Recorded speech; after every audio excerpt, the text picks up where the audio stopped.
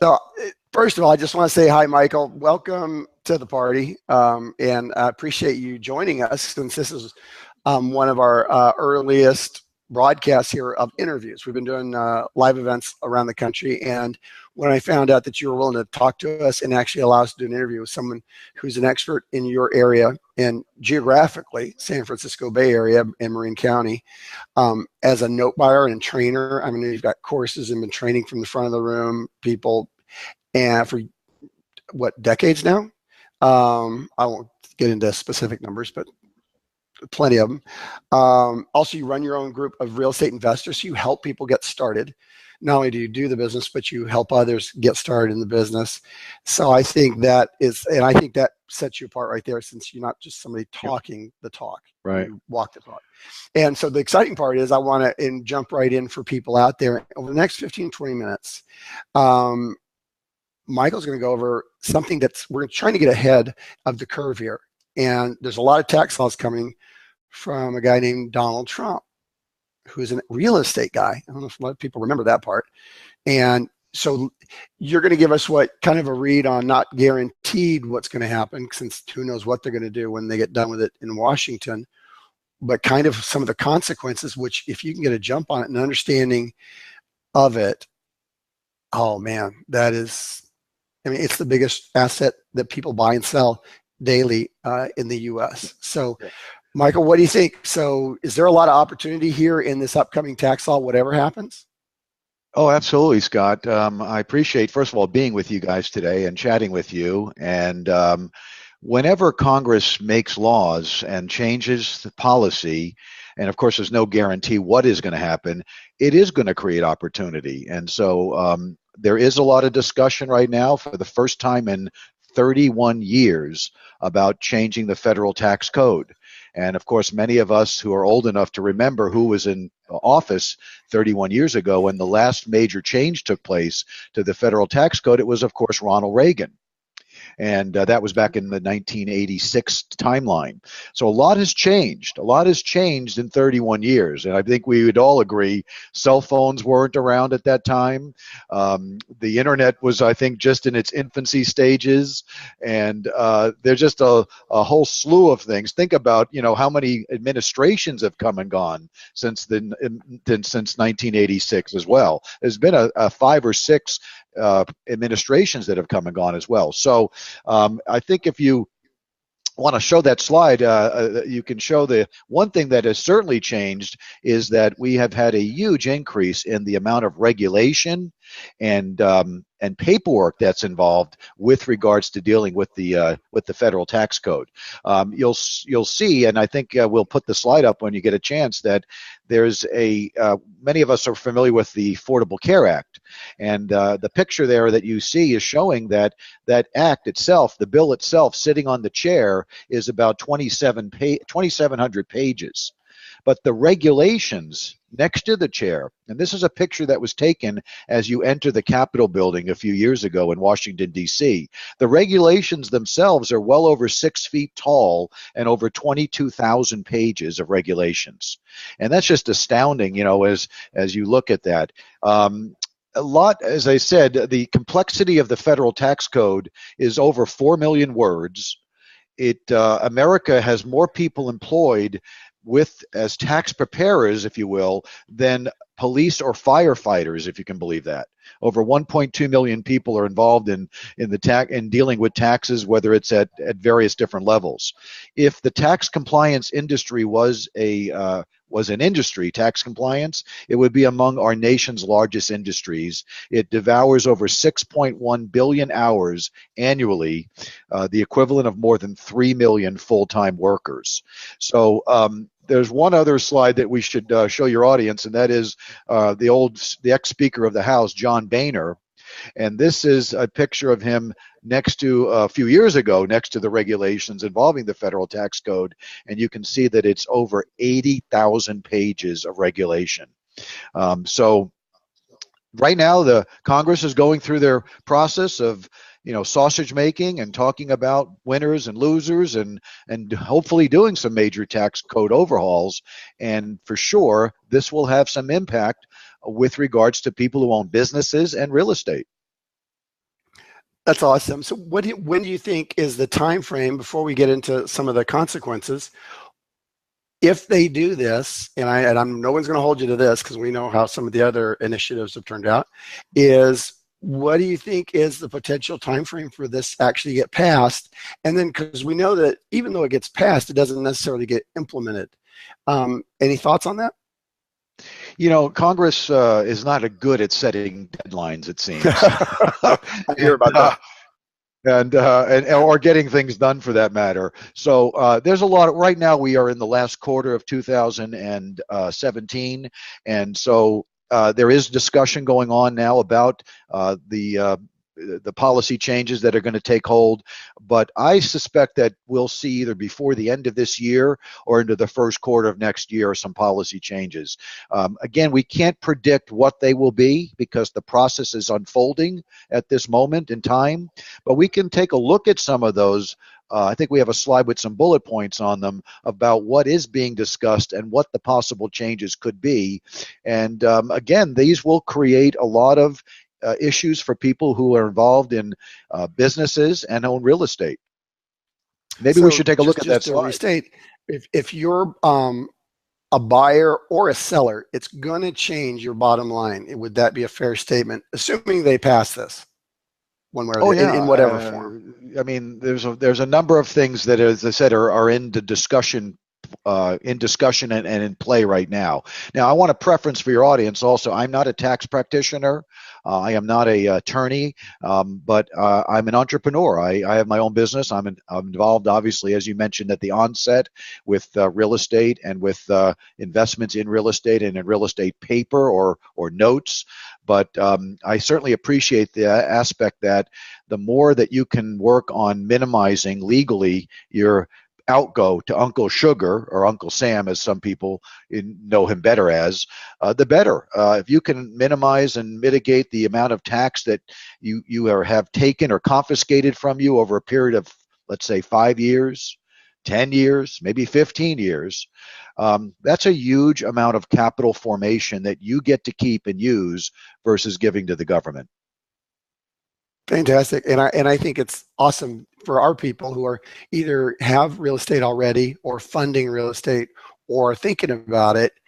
You're coming from that standpoint of not, like you said, an accountant per se, but someone who actually does the business and has looked at this over the years. So you're doing it, and you've been doing it quite a long time. So I think you may not be an accountant, but you have a lot of expertise, and it's worth listening to. So, yeah, just take it away. Number one, what will it mean to go from 7 tax brackets? I mean, I like the smaller number, but what do you think the consequences of that would be? Well, it's certainly going to be a move towards more simplification. Going from 7 brackets to 3 is the idea, and to lower the overall tax brackets themselves.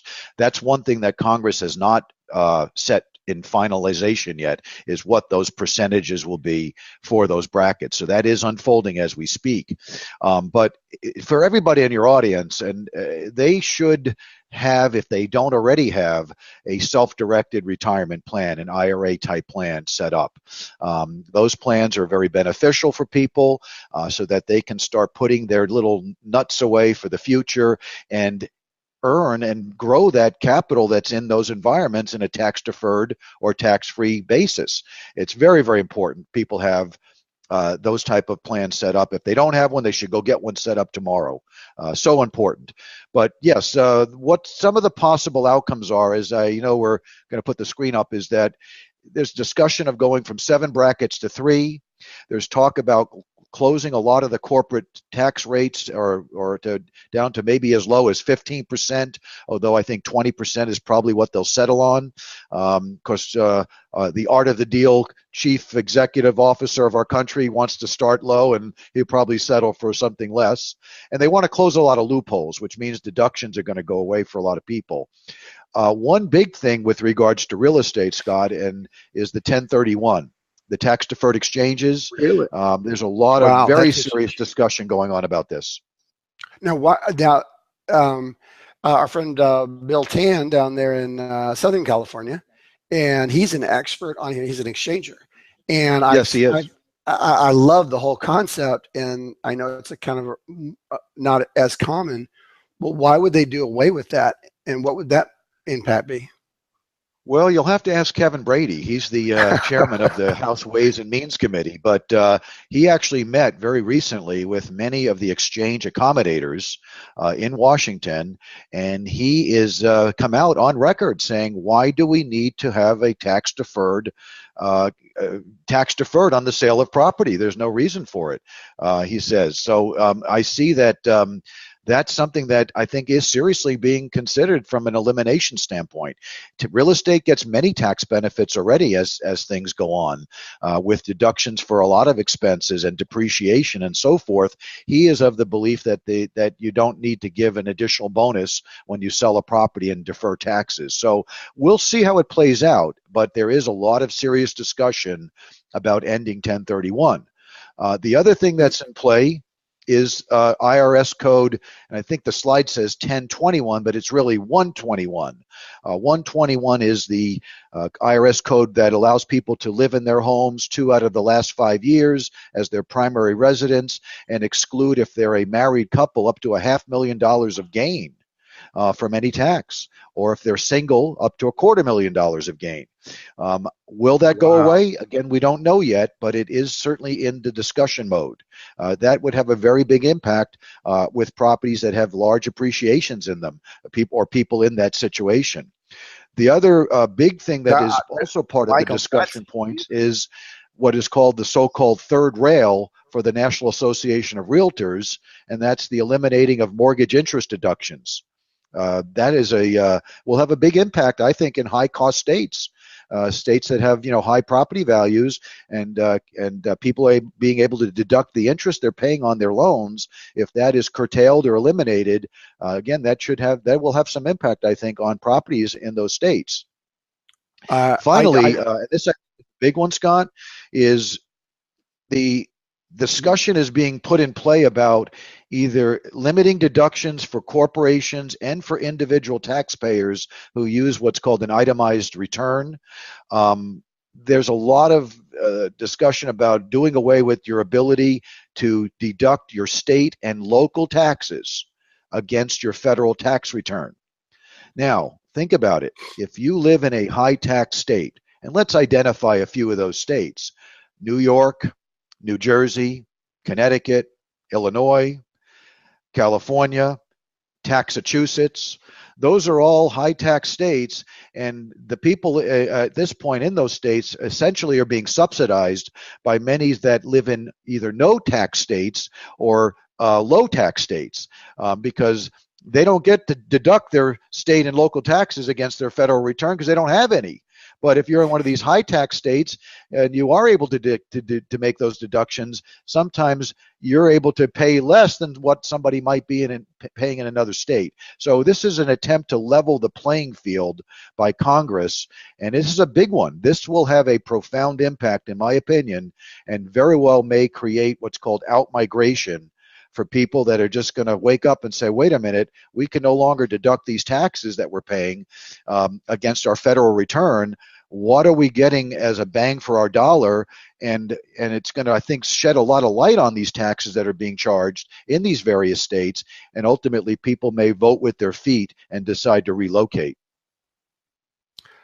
Well, that plus number 4, which was your one about eliminating the tax deferment, up to what, $500,000 a gain, or right on 121, which is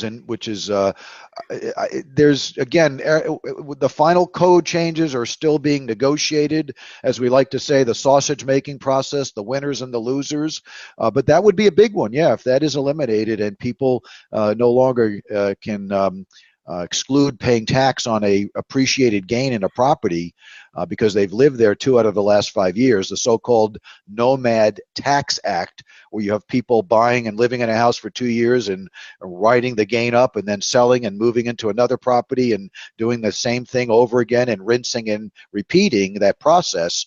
I know a good friend of mine has done it 10 times, and every time they've pretty much maxed out their gain. So that's a wonderful benefit. If that's eliminated, again, that should have a very serious impact on real estate values. There will definitely be a huge adjustment, because even if it doesn't apply directly to the investor, indirectly, because that's the majority of the buyers, it will. Oh, absolutely. Yeah, Yeah, absolutely. I that's mean, a wow. people, That's especially in states that have very, significant appreciation, where they see that type of activity going on. But I tell you what, because this is obviously this we're just scratching the surface, and because we don't want to do too much more than scratch the surface, Yep. because we're not accountants, and if we did, we don't want to do what accountants do. Otherwise, we'd be accountants. But from an investment standpoint, I would love to invite you back, and can we check in maybe in a month or two and uh, see how this is going, and maybe an update, and because people keeping them in the loop. One of the beliefs I got from one of my mentors was that if you can see just a little bit further down the road than the general uh, person, that alone, huge advantages. And knowing this information and having a clue about what's about to come can either allow you to get away out of the way of a tsunami, or Yep. maybe grab a surfboard. Right. Um, Absolutely, Scott. I mean, the fact is that this is going to create opportunity, and opportunities are good for investors or people learning more and more about how to use real estate as a vehicle to grow, capital. As you know, we are also sponsoring a wonderful class coming up here in the Bay Area very soon, where we have two master deal makers that really understand this game very well. They've been through 5 different recessions over the decades, and they've been teaching and instructing people on creative ways to buy and sell and lease and manage and option and exchange property. And they'll touch on a lot of the angles that you can exploit and use if and when these tax changes and tax reform comes about. and let's just segue into that then. So right now you've got a person who's an expert in their area, who demonstrates there month in and month out yourself. And you can come up, meet you, shake your hand at your monthly meetings at the Bay Area Wealth Builders, BAWB dot, is it dot info? That is correct. Yeah, Uh, www.bawb.info. We are now going on our 18th year of meetings, high quality Awesome. content meetings, and we do attract people from all over the Bay Area and beyond that do come to our meetings, often driving hours because of the quality of the content and the information that's being disseminated at the meeting. So sure, we'd love to have folks come out and visit with us. But we really have the 2 big legendary deal makers that we're sponsoring a workshop event on in South San Francisco, and that's with Peter Fortunato and with John Schaub. Many people, I'm amazed today when I mention those 2 names, don't know who they are. And those that are in the know do know who they are and know the kind of individuals they are, both as educators and as investors. They're just at a different level than most folks, and they really have a tremendous amount of wisdom that they can impart and instill with folks. And so we're doing a class. It's called Bust, Booms, and Beyond. And it's going to be coming up in South San Francisco on October 21st and October 22nd. 2 full days. They attract quite a crowd of folks from all over the country that follow them whenever they teach. And we'd love to have folks come and join us. They can get some information, I think, on one of the slides you'll put up. But they need to take action quickly because education is certainly one of the pillars of being in this real estate business, is ongoing education. But action and taking action is something that is also extremely important. And I like to add on to that is that you've got somebody in yourself who's been demonstrating, like you said, for 18 years. People can find you. You teach people. You help people. You do the business. And next month you're still there, and they can actually show up and say hi, come to the meetings, and do that. But these are the mentors of the mentors. Is that what, would that be a fair statement? I would say that's a very fair statement. They have trained and instructed, thousands of people over the years, and they're old timers, they're old time exchangers, they're old time wheeler dealers. They really understand this game better than most people, and you could not learn from 2 finer individuals. So, yeah, they're legendary in their own right, and people who come to them will thank you and certainly thank me if they are able to come and experience this really great event. And I just want to share with your audience one final thought, if I may, and that is it's a quote from Benjamin Franklin, and essentially, I'm going to paraphrase it, but I think it goes like this: an investment in education always pays the best interest. And I think many of us can relate to that. You know, your education never ends. Peter, even himself to this day, goes to classes almost every other month. And he's been doing this for decades, whether it's on tax code changes or negotiating or entities or whatever the case may be. He continues to brush up on this stuff and educate himself. And again, with this class, it's a wonderful opportunity for folks to experience their wisdom and their insights. Uh, and I personally, hopefully, I get to be at that class. I know, having been in real estate since 1982 myself, and also having been in your area and in the associations since 2003 with the associations in California, I can say I have never heard anybody say one derogatory remark about the people you're referring to, and only lots and lots and lots of just kudos. I learned from them. That was my main mentor. That was the first person I met. And the other thing is because we're in such uncertain times.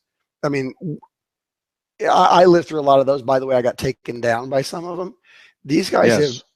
have got the scars, and they've got, as they say, the chops. You know, they've been there, done that. They have lived through it. And in these uncertain times, sometimes you want to make the most money, just don't lose any. Yeah, you got to plan And for uncertain times. There's a lot of people, unfortunately, that may have been involved in real estate in the last several years. We've been in an up market, you know, that's gotten frothy in many parts of the country. They don't know what a down market is or how tough it could be. And it's funny how we all have short memories. The Great Recession was not that long ago. You know, the cycles in real estate generally run 7 to 8 years plus or minus, and we very well may be getting into that territory again. So Peter and John will talk a lot about ways to continue to operate in the markets that we're in, to do it safely, and to do it in a manner where you can still profit. And they do try to keep themselves and their students out of harm's way. okay, a couple of quick questions because I know this goes through everybody's mind with all the events that we've done. Is this a pitch fest? I mean, come on. There's a bunch of things Absolutely you're going to say. not. Get up and run to the back of the room. Is that what's really going to go Yeah. on here? Yeah, no, this would be the antithesis of that. These guys provide pure content, and I like to joke that it's meat and potatoes. Wait a minute. In your case, it is California, so shouldn't we say wheatgrass and Yeah. I don't know. Well, maybe we could be a little more. We could appease the vegans, yes, but it is definitely a high quality content oriented class. It's not a pitch fest in any shape or form of the word. Now, and I think because sometimes people go, okay, so yeah, how much did it cost me? Because I mean, you know, I see some ridiculous numbers by some of those. I won't even go there, but this is almost like, I don't even want to say ridiculously low, but they are not trying to get rich doing this. I know you're not, but No. what's the cost? What's the bottom line? The cost is moderate. It's a 2-day event, and depending on whether they pre-register or not, it's certainly between $400 to $600 to attend for the 2 days, and but and that includes, of course, about 150-page manual that they take with them, the students. But it's not just the class only and the interaction with Peter and John. It's also the people that follow them, that go to their classes over and over and over again. And the networking opportunities with those people. They are some of the sharpest minds out there, and they continue to educate themselves just as Peter and John do. And they're in the audience, so you get to rub elbows with very much like-minded individuals, and it's just adds to that learning experience. Like yourself, because the information alone, without the community and the connection to them, is 10 times harder, at least. So, what are the dates again on that event? I know they're going to see the slide, but what are the dates for the audio? It's coming up real soon. So again, Scott, people need to take action because the pre-registration discounts end very quickly. Saturday, October 21st and Sunday, October 22nd in South San Francisco at the Conference Center, the South San Francisco Conference Center.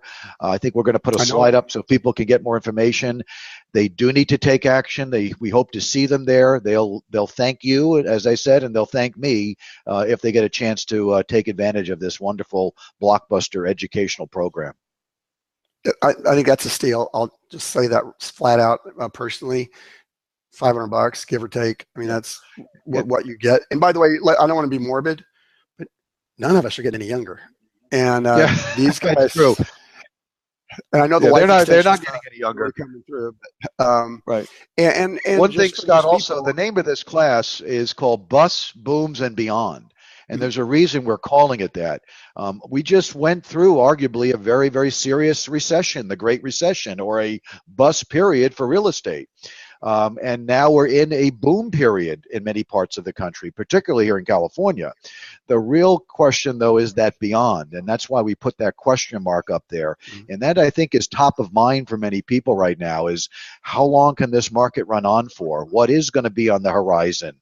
What are the ways that you can safely protect yourself and take advantage of the market that we're in? And that's why we're labeling it as a bust, booms, and beyond class. Plus you've got a disaster that's occurred right nearby, and as long as we're not taking advantage of people because they're because of their suffering, but a lot of people just sometimes get fed up, and they have been through every disaster. I know are they both from Florida, so they're more familiar with the hurricane kind of thing. But Yes, yeah. Peter and John are from Florida, and they're one of the few people from Florida that have actually been honored here in California for their contributions to the real estate educational community. As you know, they were recently honored at an event not too long ago in Southern California. But whether you're in Florida or in Houston or some other area where there's some catastrophes that have happened or natural disasters, sadly that does create opportunity. A lot of money pours in. There's a lot of opportunities, though, for the savvy entrepreneur. absolutely, and just as a for those of you like instant on short notice, it might be a little bit difficult. I got it. That conference center, I love that conference center because it's right near when you fly into San Francisco Airport, SFO, which is actually usually pretty cheap if you take Southwest. You can get in there and you actually take a shuttle right over to the conference center. Yep. I mean, it's literally a 1 mile, less than 1 mile. And then there's a whole bunch of hotels there. So you don't have to worry about that traffic, in San Francisco. So it's really, you have no reason to say, unless you've got a wedding or something planned, to not be there. And if you're in the area, I would suggest that you've also got, don't have any excuse, because not only can you go there and get all the information, but you've got somebody in the person of Michael Marangiello, who has implemented and looks to these gentlemen as some of his original mentors, and you can become part of their community and become that support network through Bay Area Wealth Builders, which I think is as much as valuable as the information alone. So just check out the links if you have any questions, and just so it's verbal, because people might be listening to this in their car or on phone. Would they email you or call you if they had questions, or text you real quick, just so the auditory part? Let me give the website link, which gives them information on the workshop. I know you're going to put a slide up, but also I'll give you an information line. They could leave a message too. Again, if they want more information about our Bay Area Wealth Builder Group, now going on our 18th year of high quality education, they can go to www.bawb.info. Again, that is www.bawb.info. And or they can call the information number, which is 707 area code 996 6411. Again, that's 707 996 6411.